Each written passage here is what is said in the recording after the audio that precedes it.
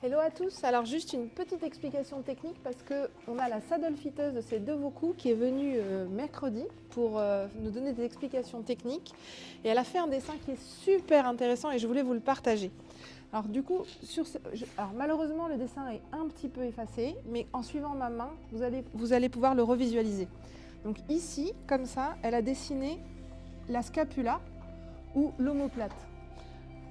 Et l'omoplate arrive jusqu'ici, à quelques centimètres en dessous du garrot. Donc l'omoplate ou l'épaule ou la scapula, comme vous voulez, doit être très très mobile. Donc la selle ne doit pas venir en appui sur cette zone.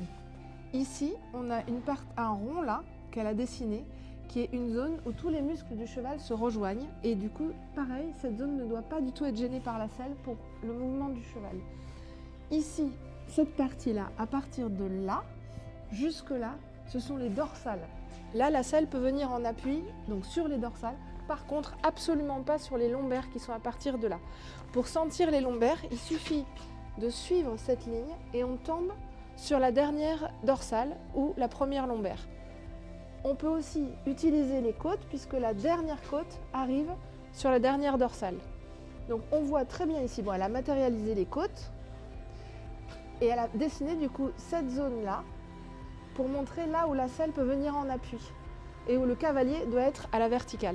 Pour finir, juste une petite explication technique. Donc les vertèbres dorsales qui vont de là à là sont soutenues par des côtes, alors que les lombaires sont dans le vide.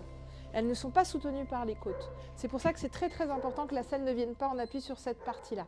Donc j'espère que cette petite explication technique vous aidera à regarder vos selles. Moi, ça m'a beaucoup aidé mercredi, j'ai appris beaucoup de choses et j'espère que je vous l'aurai bien transmis. Évidemment, le garrot doit être parfaitement libre, donc il faut qu'il y ait un espace entre la selle et le garrot. J'espère que ces petites explications techniques vous ont aidé à vérifier vos selles. Moi, ça m'a beaucoup aidé, je ne savais pas tout ça. Surtout, soutenez cette chaîne, mettez des pouces, abonnez-vous, aidez-nous à la développer, ça nous fera super plaisir.